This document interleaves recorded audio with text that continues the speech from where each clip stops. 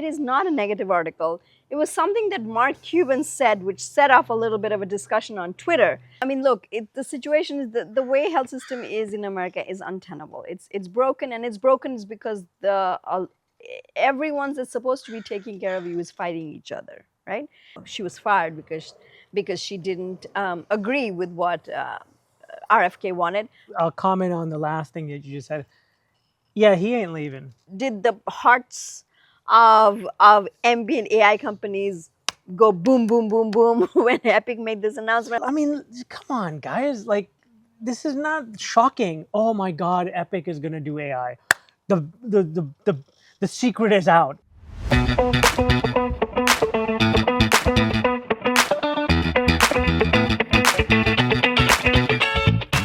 Hello and welcome to Debunked, where we analyze healthcare news with a dash of personality and pizzazz.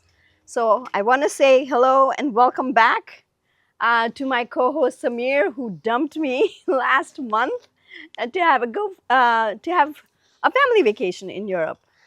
Yeah, I mean, very meaningful and heartful. So I went to Prague. Most of you don't know, I was born in Prague. Mm-hmm. Yes, there are Indian people that can be born in Prague.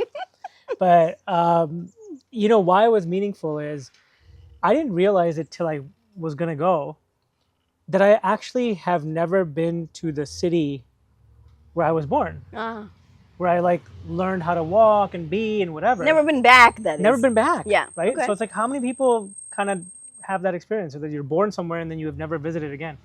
But you know, the overall sort of theme was they really, in Europe, right, in a lot of countries outside the US, they work to live. Mm-hmm. We're here. We live to work. Correct. So it was like you come back and it just kind of hits you immediately that what a different culture it is. Yeah. So. And sometimes when you live to work, you have a medical emergency like I did, which is why which is why we're delayed in our September episode. All is fine now. It was just that I had a huge abscess at the back of my throat, which basically means that I couldn't talk, which, as you know, Samir, is a punishment. It's probably because of all the talking you do. Probably. Anyway, so much healthcare news to choose from, as always. I feel like whenever we start off our shows, we kind of go after the health insurance industry because there's always some alleged misdeeds or some negative article in the media. But this time, we're starting with healthcare insurance again. Mm-hmm. However, it is not a negative article. It was something that Mark Cuban said, which set off a little bit of a discussion on Twitter. So I'm going to actually read it out verbatim because it is so interesting. So this was a few weeks ago, and he said, "The real health insurance scam is that they know as their deductibles go up, fewer people can afford to use their insurance, which means they don't have insurance despite having to pay premiums. It may sound counterintuitive, but if you can't afford your deductible, you might be better off not getting insurance. When you need care, primary, preventive, or worse, your doctor or hospital has financing plans. And their cash price that they finance will be cheaper than what your insurance company or employer negotiated. There's still a lot of work to be done before this is easy and convenient, but it's starting to happen. Now is the time to find a doctor who's willing to work with you directly and let you pay them directly. See what works for you. This isn't a perfect approach, so all feedback welcome." And then a fascinating debate unfolded on Twitter. Some people said that, hey, Mark, you're not getting this preventive care, annual prevention and stuff, and screening has nothing to do with deductibles. So now when you're telling people not to get insurance, basically you're encouraging them to forego routine care, and then they're going to get really sick and end up in the ER or in a higher acuity situation, and then they have to pay more. And Cuban countered that, you know what, they'll never have to pay premiums anymore, so they could pay out of their own pocket for that preventive care. Yeah. So, I give kudos to Cuban for, launching into this place where he's encouraging people to take charge of their own financial aspect of healthcare. And I think that's fascinating. But I just don't know. I mean, the insurance industry is very entrenched in what they do. Our system is set up the way it's set up. I don't know that individuals going to their primary care providers, which essentially means large health systems because independent providers are few and far between now, especially in primary care, right? So how many of them will be able to go and negotiate these individual contracts? I mean, are hospitals even set up to do all this? So I don't know. I feel like the big changes that he is looking for and that I am looking for as a consumer cannot happen without congressional action. And well, congressional action Really? is an oxymoron these days, right? So, I mean, first of all, I love this dude. I really do. No, and I'm not saying that from everything that he does, but what I really like is that he just dumbs it down, Yeah. right? And honestly, I love that because that's the principle that I live by. Actually, I invest by, like just dumb it down, Yeah. right? So, but he's not so off base here, right? I mean, I think there is like this whole this whole movement that's happened from insurance, right? Hey, guess what? I'm going to give you low premiums, but Yeah. it's going to be a high deductible, Right. right? It's like smoke and mirrors. It's like, let me fool you. Oh yeah, you know what? Look at your premiums. They're like $50, $100. Like that's so easy. Yeah. But your deductible is so high. Yeah. So it's a catch-22. They're feasting on ignorance. To a certain extent, yes. Okay. And look, when there's delays and pushback and all that sort of stuff, it doesn't matter to them because you have to keep paying your premium. Right. Right. True. So I think they are kind of gaming the system from that perspective. Now, his point has some validity, and it also does not have some because, like what you mentioned, the system is not set up to support having me or you go negotiate with the doctor. Can you imagine? Like you go there and it's like getting your car fixed. Here's your bills like 2,000. Like, I'll pay you 1,200. Like you know what I mean? Like, but I think what he's pushing towards, which thankfully maybe I don't know, this administration and people in general have been pushing for, which is price transparency and data transparency, right? So imagine if you're pushed to list drug prices, procedure prices, all that sort of stuff. Then I think, well, look, the data is in front of you, right? So, and hear me out, right? And I think this is where, look, none of this stuff is going to happen until we have severe change in the system, right? But I think if you go towards health, cost transparency, data transparency, I think there may be a way for you to give people the option. Because let's just say if I'm on insurance and I know, right? So I relate this back to like, you're going to go buy a car, right? When you go to a dealership, they say, here's my cash price, here's my finance price, here's my lease price. You make the decision. It's kind of like the comment I made when we were talking about how, imagine if AI was injected into clinical decision support. And you could have a model in the future that says, well, here's what AI tells you to do. And here's if you want to have a licensed professional, give you advice. This is cheaper than this. So, I mean, I'm sorry, I'm being serious, right? Like, so I'm just sort of formulating that same thing to here and saying, look, if you publish your pricing, look, you go to a primary care doctor, right? You go to a physician, right? And if there's data transparency and there's even information on prior auth and authorization, okay? And imagine you go to the doctor and you say, okay, listen, buddy, I can either have insurance pay for this, and let's just say insurance claim is going to be $2,000, or you know what, the patient cost, if you want to avoid insurance, is $1,200. What do you think someone's going to take? I know I would take $1,200 today than taking, I don't know if I'm going to get that $2,000. I mean, no, I hear you. It's not like I don't hear you. Again, I'm just arguing the fact. No, I know. I mean, look, the situation is the way health system is in America is untenable. It's broken, and it's broken is because everyone that's supposed to be taking care of you is fighting each other, right? And patients don't have enough knowledge. So you talked about price transparency. 300 most common hospital procedures price points are out on every website.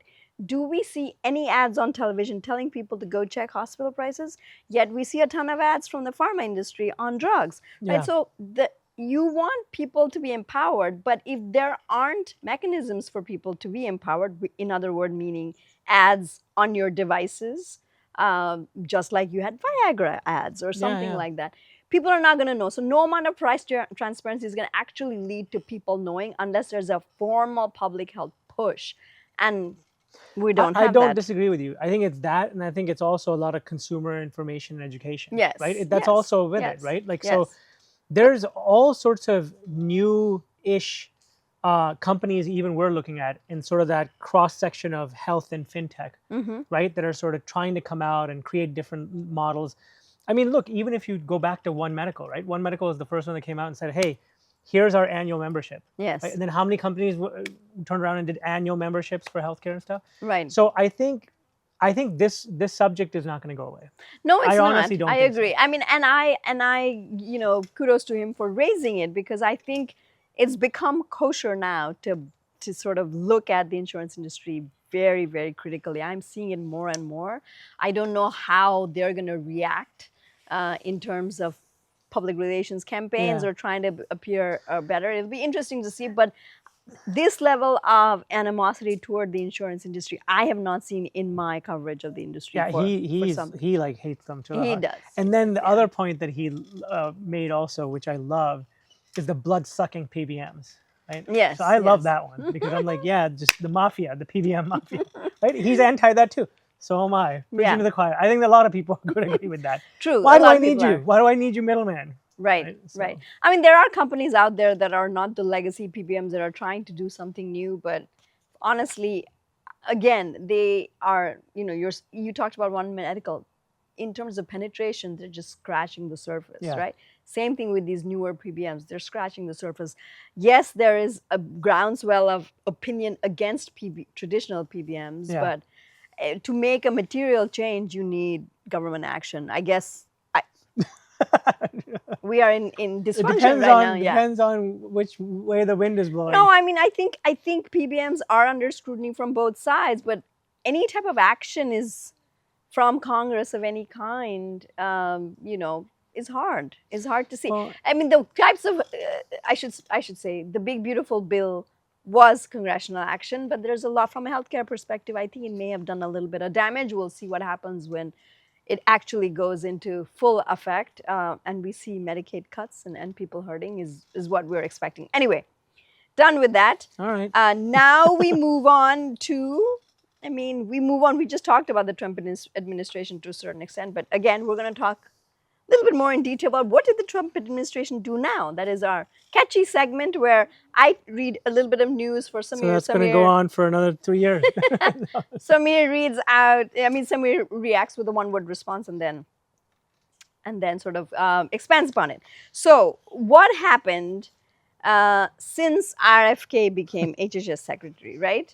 Not much. So the latest news is that 1,000 health HHS workers, current and former, are asking him to resign. So why?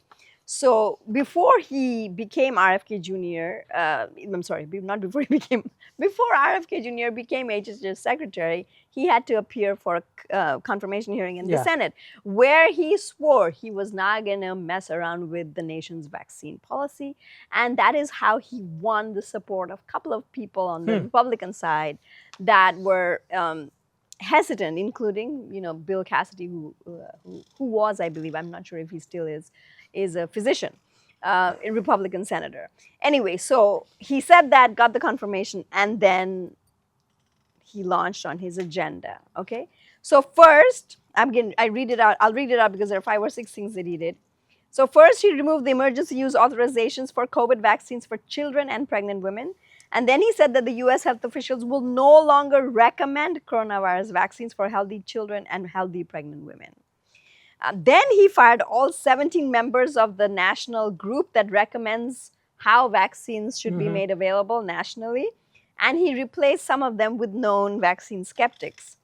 Then he said NIH would no longer fund mRNA vaccine research, and some were in the middle of contracts, and I think he stopped them.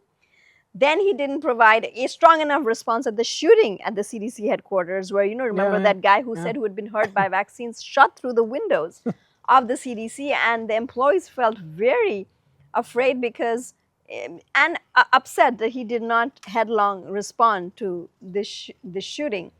And finally, he announced that he was firing the CDC director, a decision that was actually supported by the White House. And in protest, many senior people resigned. Now, the former CDC director wrote an op-ed just today, I think, in the Wall Street Journal, where he's basically saying that she was trying to hold the line on vaccines, and ultimately she couldn't. And she was fired because she didn't agree with what RFK wanted. RFK, meanwhile, came to a Senate hearing where he was hammered by Democrats, and many of them asked for his resignation. But then there was concern too, I think for the first time, real concern by some Republican senators. But they did not ask for his resignation. So in my opinion, we are not going to see RFK leaving soon unless something changes in the White House. So the 1,000-person letter where they're asking for his resignation, they said he's endangering the nation's health. So your one-word response to the news? Barmy.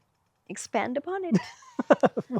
I think everybody knows what barmy is. Yes. Okay. All right. Like crazy, right? Yeah, stupid, crazy. That's a British word. It's a British word. Yes. Okay, fair enough. So, look, honestly, I'll comment on the last thing that you just said. Yeah, he ain't leaving. But if you look at all appointees or positions by Trump in his cabinet administration, whatever you want to call it, what was it? The statistic? It's like the most change that's happened in administration and cabinet, right? So he can claim that too. I have the most, right? Because he loves to claim that. So I give him, I don't know, year and a half maybe. Okay, and I honestly think there's going to be some other big scandal or something that's going to come by. Yeah. And that's going to probably end up forcing Trump's hand, because here's the thing also. Interesting. This is a completely, my comment here has nothing to do with politics, has nothing to do with healthcare. So people are, why are you making this comment, right? It's okay. Completely has to do with Trump's ego. If the attention continues to focus on him, why are you not looking at me? I honestly believe that. And I think then a decision or decisions leading up to this will be used as the scapegoat. This is history. This is his history. He gives people rope. Eventually, he realizes that the attention is not on me, it's on this person. Let me get rid of them, get them back on me. So it has nothing to do whether he's effective or not. I'm honestly telling you. But I also think he's going to continue to show incompetence with these decisions. I mean, you know what? So I do believe that. I think a lot of people gave him rope. Not rope. I personally felt like, okay, he says a lot of crazy stuff on the vaccine side. Okay, but maybe he would be able to hold the food companies accountable with his Maha movement. He hasn't done that either. He hasn't done that. And if you have read some of the leaked documents, all the articles based on leaked documents of what they're expecting the food companies, to do. It's a far cry from what he has promised what Trump promised on the campaign trail, and what Kennedy himself has talked about eliminating synthetic dyes, about doing this, doing that, ultra-processed foods, reduce that. I mean, I think a lot of people gave him, he was like, all right, we find the vaccine stuff hard to understand, hard to live with, but okay, if he can figure out the food situation, then healthcare overall, becomes a downstream issue. He's trying to solve it upstream, right? At the point of nutrition. And then nothing has happened there. Meanwhile, he's going full blown on misinformation in terms of vaccines. I mean, think about the contradiction of it. He is praising Trump for Operation Warp Speed, which developed the bloody, excuse my language, mRNA vaccines that his agency doesn't want to fund. It is, I feel like these days, I mean, Alice in Wonderland world, upside down world. It doesn't make any sense. Down, down. No, you're absolutely right. And I think, look, the food stuff, I don't think you're going to get a lot of people who are going to argue with like red dye 22 needs to be eliminated and stuff like that. Yeah. Okay, there's not a lot of people, I don't know, why are you removing the poison from my food? Can you please keep the poison? Like, come on. Yeah. Okay. From a consumer's perspective. No, but I'm not talking about the food industry perspective or the companies who are pumping that stuff in there. Right. So there is sort of that, but I think the vaccine thing. So to me, look, honestly, when it comes to this stuff, and I'm pretty sure most, people feel this way. Science and data should lead. Like if the science and data showed me that vaccines are bad, I'd be like, yeah, dude, vaccines are bad.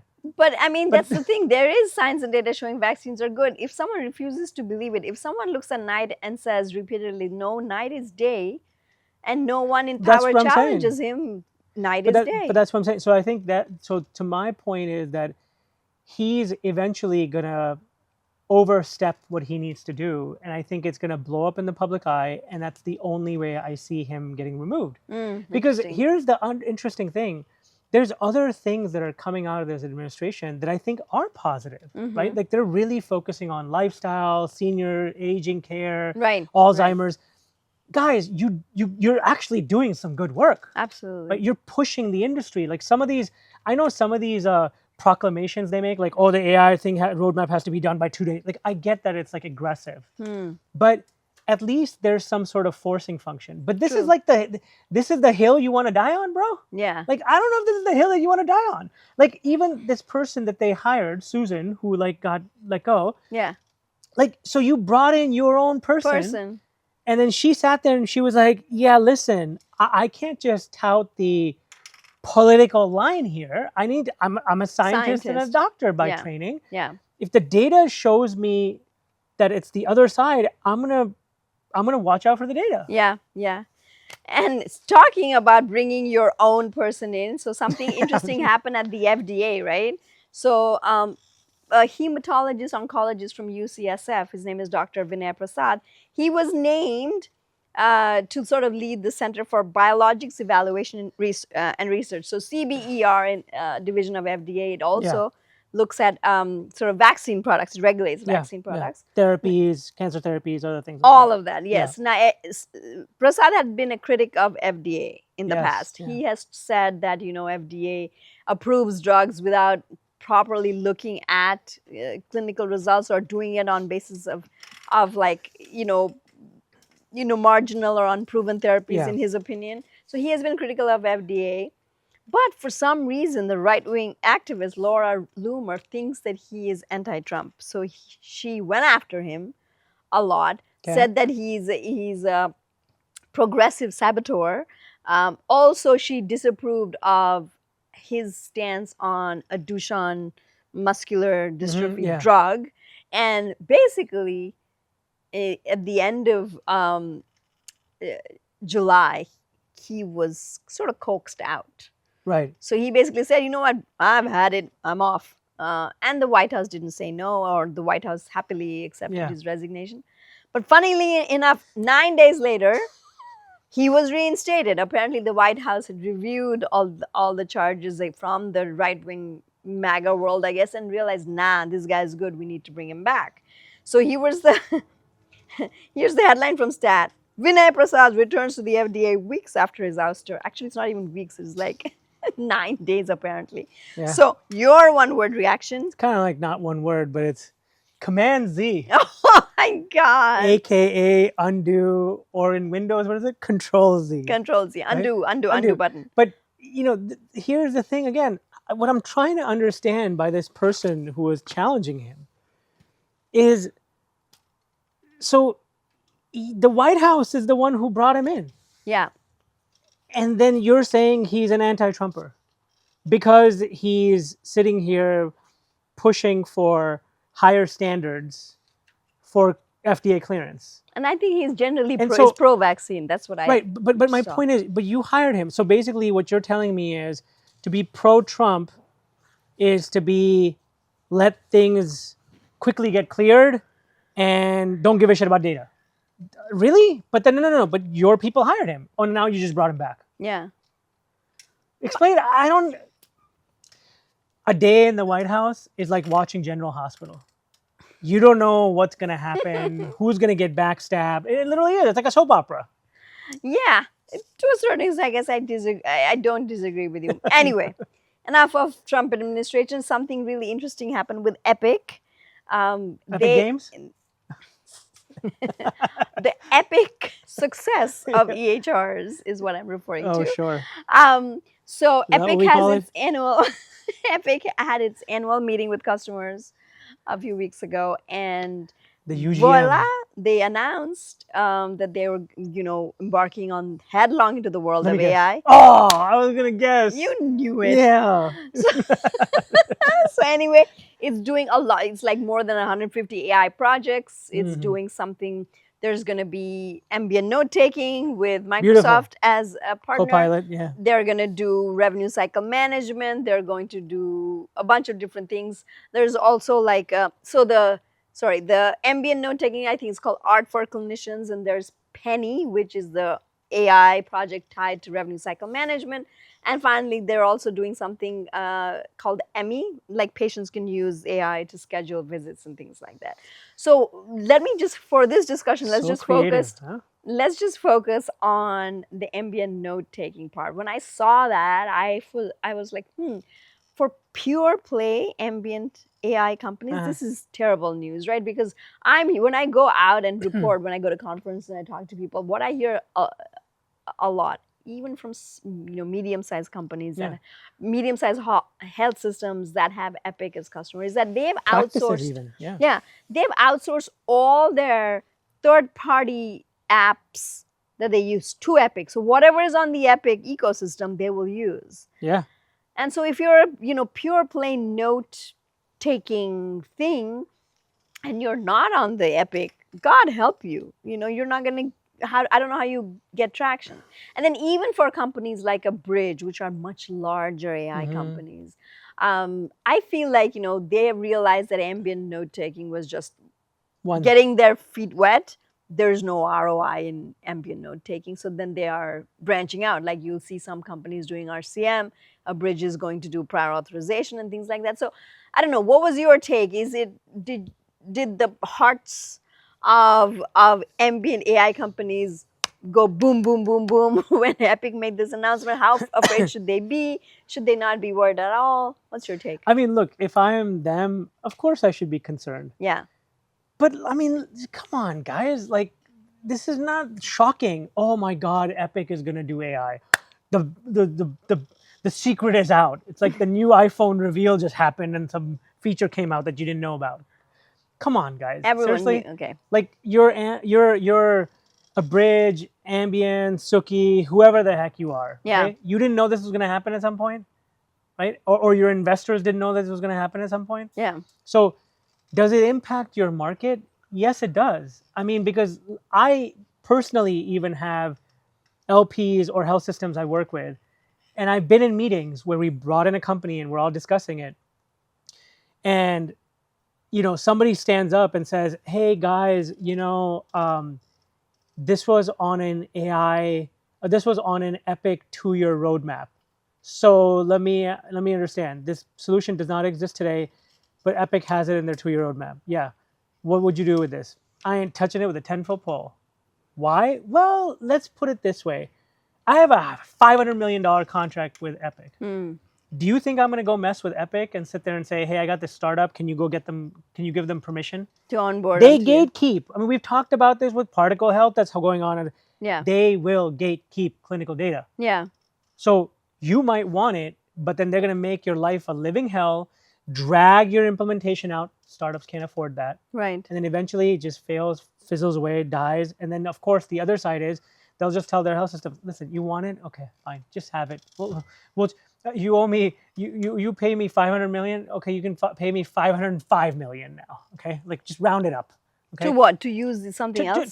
To use some, they'll just give them another application. And it Okay. might be look, most of their stuff, even with Epic, okay, look, why did Epic win the game at the end, from the beginning? Yeah. Epic came out, people don't probably remember, they started an outpatient, then they moved in inpatient, and then they were a platform that did EMR for every single section of the hospital. Mm-hmm. Back in the EMR wars, you had like McKesson doing outpatient, you had Allscripts doing doctor's office, you had these, you didn't have systems, you had like, one-offs, right? Mm-hmm. They were the ones who kind of did this, right? We brought everything together. Go talk to physicians. It's still a pretty crappy experience. Right. EMR experience has not improved. So Right. what happens is that you have less competition, you gain a substantial market share, you literally can hold hospitals in your hand. You don't need to do anything. You can create crap secondary, tertiary solutions and force people to take them. Now, that's my thing for the fear of Epic. Yeah. Okay. The flip side is, guys, to your point, there's lots of different more applications for AI, right? At the provider organization level. And so you got to get creative. And hopefully, if you're a company worth anything, you've been actually creating a lot of those Yeah. different segments, right? Because, and then there are outliers. There are people. There are health systems that literally will sit there and say, "I want best of breed. I don't care if it's Epic or not." Okay, and those are traditionally the top 10, right? Right. They're like, dude, yeah, Epic, that's cute. Okay, like I don't care. I'm Mayo. I'm advocate. I'm this. I'm that. I'm gonna go do whatever I want. Right. So I think that still will happen. Yeah. But I think, from a market cap perspective, yeah, you need to be concerned. I mean, if you're a startup that is like building in AI, the first thing I would do is, and the first thing I ask as an investor is, does Epic do anything? Is Epic gonna ever do anything? Is it even on the roadmap? Yeah. I ain't How would touching you it. know if it's on the roadmap? Because that's where you have to have networks like people like we do. Okay. We have our people sitting in these major health systems. They have access to the roadmap. Right. Makes Because sense. Epic's constantly coming and selling the roadmap. It's like, Right. oh, Right. don't look at this. It's on the roadmap. Don't look at this roadmap. So even if 70% of the roadmap is garbage, Yeah. it doesn't matter. But do you want to take that risk? I mean, look, I mean, Right? The other Yeah. thing I'll say to you, okay, yeah. then you look at exit potentials for these companies. Yeah. Okay. A bridge, Suki, all you guys, I don't know. So what's your exit potential What look is like? your? Yeah, I know. Epic doesn't buy stuff. So you can't go to the guy who builds everything and they have a C product, you have an A product, you're like, hey, buy the A product. They're not going to do that. Why they don't do M&A at all? Epic does not buy, I mean, I'd be shocked. Somebody can correct us, but 99% that I know, they don't buy stuff. Yeah. They build. Actually, we've not written They build anything crappy yet. stuff, maybe, but they build, okay? Yeah. So you have to go to the second and third players, like the Oracles of the world, the other ones of the Where world. would you go? They don't even have that much traction. They don't yeah. have the size, Yeah. right? So I also again predict something else in this space. I think there's going to be a consolidation and there's going to also be buy-ups and tie-ups because it's going to have to happen, Yeah. right? So you get to a fork in the road and you're like, dude, Epic's eating my breakfast, lunch, and dinner now. Okay. Yeah.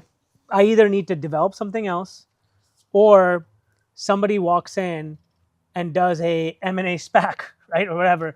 This, let's put it together. That's one company. I mean, look, there's already startups who are doing that. Commure has been buying stuff. Right. Innovator is buying And stuff. private equity is putting stuff together So too. Yeah. that's the only survival Yeah. mode. I'm just saying that this was not something that was not going to happen. Yeah. I just think people's timings were, and look, Epic does this always. They sit there and watch, let people make noise. They come up with their solution, and they end up carving out a piece of the industry. Look, as an entrepreneur, I spent time developing the patient engagement industry, the digital health patient engagement industry. And you know what showed up? MyChart Bedside. Mm-hmm. Okay, we were in-room interactive solution companies. And MyChart Bedside showed up, and all of us, or some of our people, started freaking out. Oh my God, we've been selling into the health systems. Now Epic has come up with MyChart Bedside. Guess what? Our companies still ended up doing well. We had more solutions, more value to add. Our value proposition to the patient was 10 times stronger, Yeah. right? And so, and M&A happened in that space. Exits have happened in that space.